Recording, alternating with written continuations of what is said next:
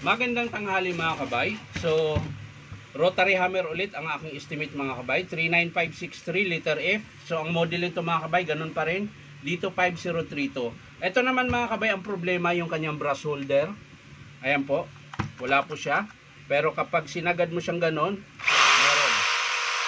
Pag binitawan mo, namamatay. So, ibig sabihin yan po, sira yung kanyang brass holder. Pero pag sinagad mo siyang diin, ayan, meron. Ayan. Reverse po yan. Ito yun po yung forward. So, ibig sabihin nito mga kabay, itong brass holder na to, sobrang luwag na po siya. Kaya pag nagbabibrate siya, kusa siyang naglilipat sa forward or reverse kung saan nyo siya sinisilip. Tapos, testing natin yung kanyang hammer. So ito mga kabay, ang lakas na ng palag ng spindle. So palitin na po yan. So ayan, titesting natin. Lagay natin sa drill. Ayan, nakalagay po yan sa drill mga kabay. So okay naman yung drill niya. Lagay natin sa hammer. Ayan po, nakadiretso po. Ibig sabihin niya nakahammer. Yun ang wala.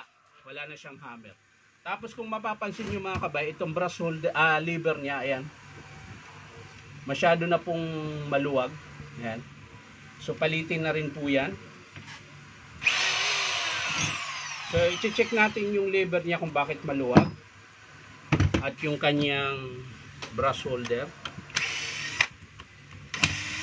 Check natin.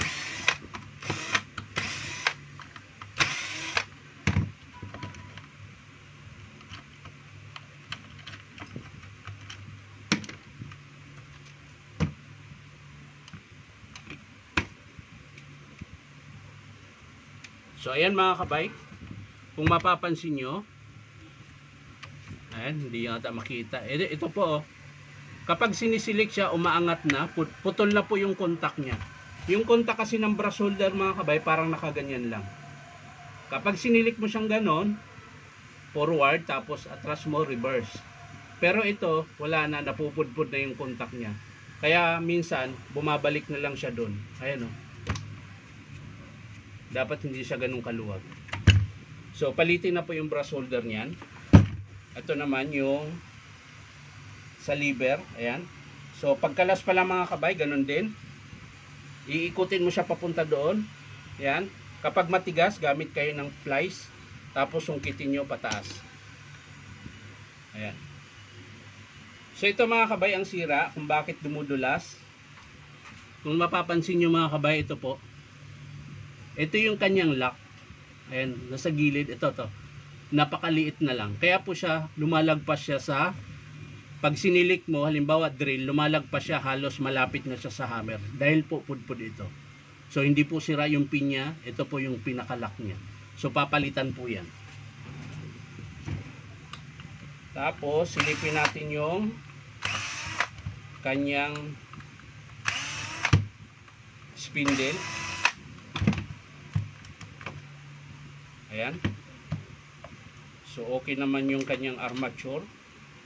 Kahit di pa natin natingnan. Ito kailangan natin masilip ito.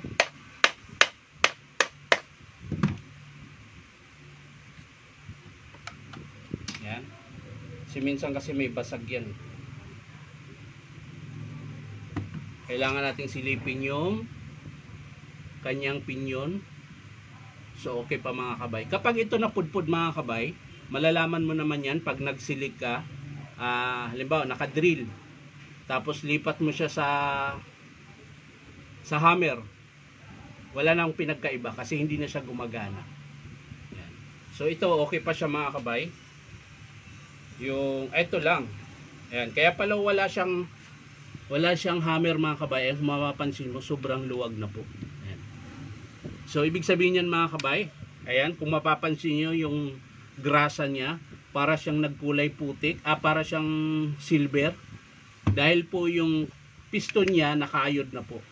Ayan, so ang papalitan dito mga kabay, piston, o-ring, spindle, lever, tsaka brass holder. Ngayon, Yung armature, sisilipin din natin. Ayan, ganun din po ulit. Sisikwatin nyo lang yung lock, tapos angat nyo yung spring ng carbon bago nyo hugutin yung armature. Ayan. So, kailangan silipin nyo yung armature kung may putol o wala. Tsaka yung bar. Ayan, okay pa mga kabay. So, wala tayong problema dito.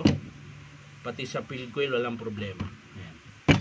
So, ibig sabihin yan mga kabay, ang sira lang niya talaga ay spindle gear. Ito po, buong yan. Tsaka yung kanyang piston. Ito po yung piston. Yung kulay puti, silver. Yan po yung papalitan. Tsaka lang, yung washer. Baka putol. Hindi. Okay pa. So, ulitin ko mga kabay, ang papalitan natin sa dito 5032 na rotary hammer DeWalt.